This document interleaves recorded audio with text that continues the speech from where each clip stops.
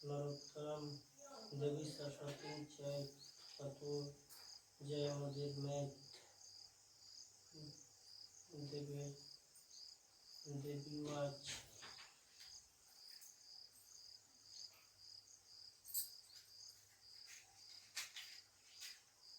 पार्वती जी ने कहा, हे देवताओं के भी देवता, जगत के पति शंकर भगवान देवी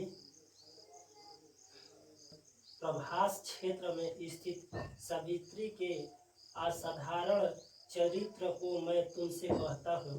हे महेश्वर, हे महेश्वरी,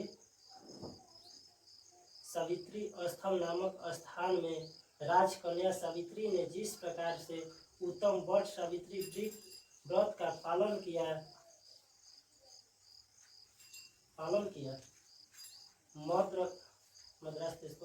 मद्रास देश में एक धर्मात्मा, सभी प्राणियों के हित में तत्पर रहने वाला, राजधानी तथा राज्य में रहने वाली प्रजाओं का प्रिय अश्रपति नामक राजा था, जो कि क्षमाशील, संतान रहित, सत्यवादी और इंद्रियों को वश में रखने वाला था। एक समय वह राजा प्रभास क्षेत्र के यात्रा के निमित्त वहां पर आया और विधि पूर्वक यात्रा करता हुआ सावित्री के स्थल पर पहुंचा। वहां पर उस राजा ने अपनी रानी के साथ इस व्रत को किया, जो सावित्री के नाम से सावित्री व्रत से प्रसिद्ध सभी प्रकार की कामनाओं को पूर्ण करने वाला है।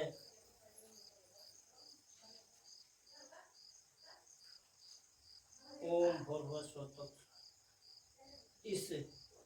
इस मंत्र की साक्षात मूर्ति बनकर स्थित श्री ब्रह्मा जी की प्रिया सावित्री देवी उस राजा पर प्रसन्न हुई। कमंडलू को धारण करने वाली वह सावित्री देवी दर्शन देने के बाद पुनः अदृश्य हो गई और बहुत दिनों के बाद तथा उसके पिता को ब्रह्म हत्या के समान पाप लगता है।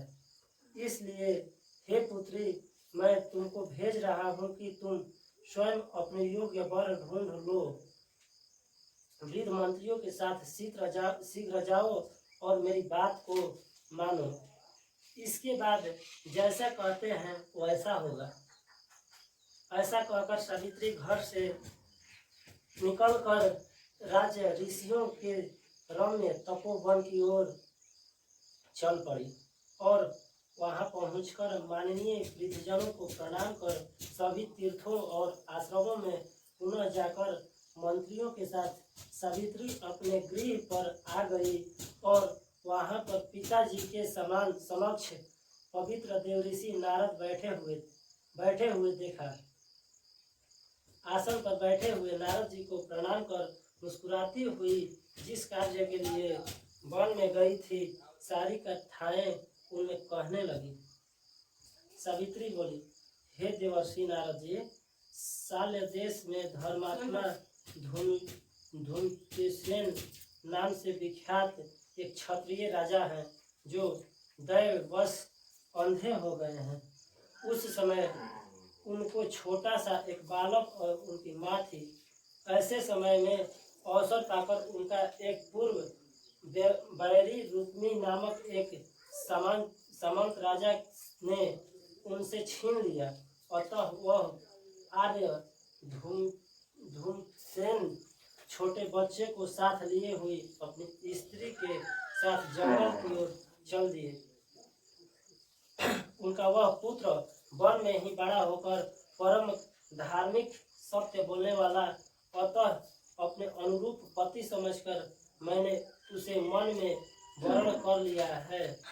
यह सुनकर नारद जी ने कहा, हे राजन, सावित्री ने बड़ा कष्टप्रद कार्य कर डाला। बाल बुद्धि होने से उसने केवल गुणवान समझकर सत्यवान को वर्ण कर लिया। उसका पिता सत्य बोलता है और माता सत्य बोलती है, वह स्वयं भी सत्य बोलता है। इससे उसका नाम मुनियों में सत्यवान रखा गया है। उसको नित्य अश्व, अंगुष्ठ